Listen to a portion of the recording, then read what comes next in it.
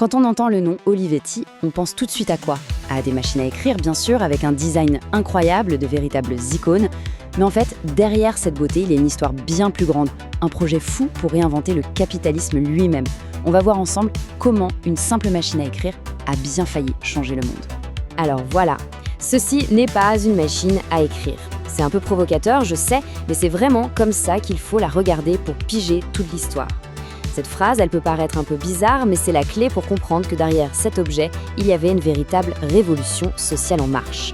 Allez, première partie. Plus qu'une machine. On va essayer de percer le secret qui se cache derrière ce style si connu. Cette frise chronologique, elle nous montre une évolution qui est juste fascinante. Tout part de 1911 avec la M1. Là, l'objectif du fondateur Camillo Olivetti, c'est simple, la fiabilité avant tout. C'est du solide. Puis, on fait un bond en 1950. Et voilà la Letra 22. Un bijou de compacité signé Marcello Nizzoli qui devient l'outil indispensable des journalistes. Et là, en 1969, c'est l'explosion de couleurs. Le pop art, avec la Valentine d'Ettore Sottsass. Le design devient un jeu, presque plus important que la fonction. On voit bien le chemin parcouru, de l'ingénierie pure à une véritable déclaration artistique. Mais en fait, cette histoire de design, ce n'est que la partie visible de l'iceberg. Derrière, il y a quelque chose de bien plus vaste. Découvrons ce fameux projet Olivetti et l'homme qui se cachait derrière ce plan un peu utopique. Et voilà, le personnage principal de notre histoire, Adriano Olivetti. Alors oui, c'est le fils du fondateur, mais c'est tellement plus que ça. C'est un ingénieur, il part même étudier l'organisation du travail aux États-Unis, mais ce n'est pas qu'un technicien. C'est un antifasciste convaincu qui a dû s'exiler en Suisse, et quand il revient prendre les rênes de l'entreprise en 1938, il a une idée qui va à contre-courant de tout ce qui se fait à l'époque.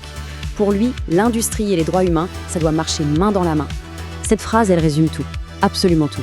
L'usine ne pouvait pas être un simple accumulateur de profits, mais devait être un lieu d'élévation humaine, sociale et culturelle. C'est ça, le cœur du réacteur. Pour lui, une boîte a une responsabilité qui va bien au-delà de ses profits. Et pour que cette vision ne reste pas juste une belle idée, il va faire un truc complètement inédit pour un patron. Il se lance en politique. En 1948, il fonde le Movimento Comunità, le mouvement communauté. L'idée est dingue, créer une sorte de troisième voie, ni capitaliste à l'américaine, ni communiste à la soviétique. Le but, bâtir des communautés autonomes, aussi bien sur le plan économique que culturel. Bon, mais comment on met ça en musique, un projet aussi ambitieux? On peut le découper en 3 grands piliers. Premier pilier, le design radical. L'art, le beau devait être partout, dans les machines comme dans les murs de l'usine. Deuxième pilier, la communauté humaniste. L'usine doit être au service des gens qui y travaillent et de toute la ville autour. Et enfin, troisième pilier, l'innovation technologique. Toujours aller plus loin, passer de la mécanique de précision à la révolution électronique. Alors, cette utopie, est-ce qu'elle est restée sur le papier? Pas du tout. Pour la voir en vrai, il faut aller à Ivrea, la ville d'origine de l'entreprise. C'est là-bas qu'ils ont bâti une véritable usine communauté. Et quand on dit communauté, ce n'est pas un vain mot. On parle de services sociaux super complets pour les employés et leurs familles, pour assurer leur bien-être bien au-delà du travail. On parle de bibliothèques, de centres culturels ouverts à tout le monde dans la ville pour justement créer ce lien entre la technique et la culture. Et même l'urbanisme a été pensé pour que l'usine s'intègre parfaitement à son environnement. C'était un vrai pacte social. En parallèle de cette révolution sociale, il y avait une autre révolution, tout aussi audacieuse, la révolution technologique, le grand saut des machines à écrire aux ordinateurs, l'entrée dans l'ère de l'électronique.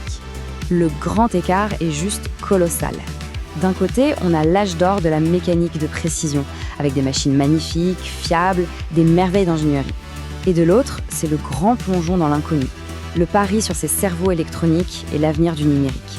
Ce n'est pas juste un virage technique, c'est un changement total de philosophie. Et le fleuron de cette nouvelle ère, le voici, l'Elea 9003. Une machine totalement révolutionnaire, développée par une bande de jeunes chercheurs ultra brillants, avec à leur tête un ingénieur de génie, Mario Tchou. Et bien sûr, dans le plus pur esprit Olivetti, le fond et la forme ne font qu'un. Le design de la machine est signé Ettore Sottsass, oui, le même que la Valentine, et il remporte le Compasso d'Oro, le prix de design le plus prestigieux. 1959. Retenez bien cette date. C'est l'année où Olivetti sort l'Elea 9003. Et ce n'est pas juste un ordinateur de plus. C'est l'un des tout premiers ordinateurs commerciaux au monde à être entièrement basé sur des transistors. À ce moment-là, Olivetti n'est plus un simple fabricant de machines de bureau, c'est un pionnier de l'informatique mondiale. Alors on a une vision unique, une ascension fulgurante, Et pourtant, cette histoire ne finit pas exactement comme un conte de fées. Qu'est-ce qui reste de cet héritage utopique? Est-ce que finalement c'était une idée trop belle pour durer? La fin du rêve est aussi brutale que tragique. En 1960, Adriano Olivetti meurt d'un coup. Le projet perd son âme, son guide. À peine un an plus tard, en 1961, c'est Mario Tchou, le cerveau de l'électronique, qui meurt dans un accident de voiture. L'entreprise est littéralement décapitée. Et en 1964, c'est le coup de grâce. La division électronique, le futur de la boîte, est vendue à l'américain General Electric. C'est la fin d'un monde. Alors, qu'est-ce qui reste de tout ça?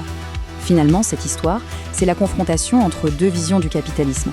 D'un côté, le modèle Olivetti, qui pensait que l'industrie avait un rôle moral à jouer, que le profit n'était qu'un outil pour le bien-être de la communauté. Et de l'autre, un modèle plus moderne, où on parle avant tout de valeur pour l'actionnaire, de disruption, de croissance rapide. La question du but final se pose vraiment. Et tout ça nous amène à la question de fond, une question qui est plus pertinente que jamais aujourd'hui. Le projet Olivetti nous laisse avec cette interrogation. Une entreprise peut-elle être à la fois un géant capitaliste et une vraie force pour le bien social? L'histoire d'Olivetti, c'est à la fois une source d'inspiration incroyable et un avertissement.